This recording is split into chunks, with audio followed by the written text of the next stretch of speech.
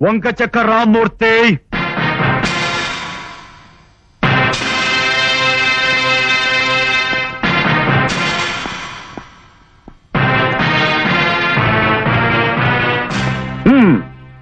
మంచి పర్సనాలిటీ.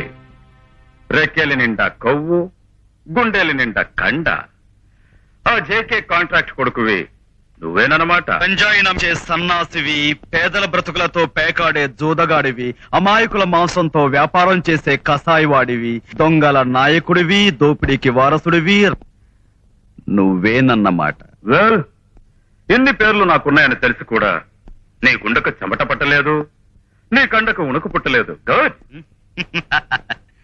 పులి చర్మం కప్పుకున్న పిల్లులకు, సింహంజూలు చుట్టుకున్న నక్కలకు భయపడే రక్తం నా బాడీలో లేదు. అందుకే జేకే నిన్ను కట్టేసుకున్నాడు. ఏం ఆశ పెట్టాడు నీకు? ఆకాశం రాసిస్తానన్నాడా? బంగాళాఖాతం నీదేనన్నాడా? సహారా ఎడారికి రాజుని చేస్తానన్నాడా? రామ్మూర్తి, నీకు జేకే పేరెత్తే అర్హత లేదు.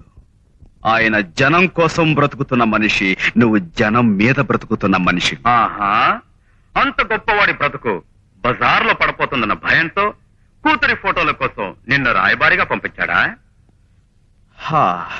ఆ నెగటివ్స్ తో నువ్వేం చెయ్యాలనుకుంటున్నావు? ధర్మపరుడుగా, ధర్మ రక్షకుడుగా ఈ నగరంలో పేరు తెచ్చుకున్న జేకే పరువు కొన్ని గంటల్లో పేపర్లో ఎక్కిస్తా.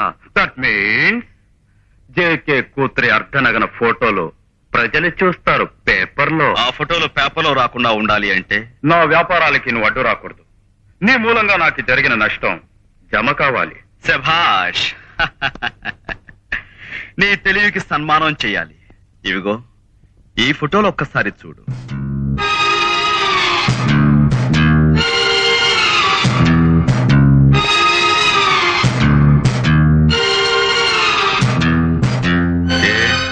లాలాజలం గొంతు కడ్డుపడుతోందా? చూడు, ఆ ఫోటోలు పేపర్లో పడితే ఈ ఫోటోలు పేపర్లోకి ఎక్కుతాయి. అప్పుడు నీ పరువు మర్యాదలు పైసల్లోకి మారిపోతాయి. కాబట్టి మర్యాదగా నెగటివ్స్ కాల్చిపారాయి. నా నువ్వు నన్ను ఏమీ చేయలేవు. నేను మాత్రం నిన్ను 24 గంటల లోపల కటకాల్లో ఉంచుతాను. ఇప్పటి నుంచి చెప్ప కూడా అలవాటు చేసుకో. వంక చెక్క రామ్మూర్తి, ఈ క్షణం నుంచి నీ దుర్మార్గాలకు దుర్మార్గంగా అడ్డుపడే దుర్మార్గాలు చేయడానికి నేను మంచి దుర్మార్గుడిగా నీ గడియారంలో నిద్రపోతాను. It's my challenge.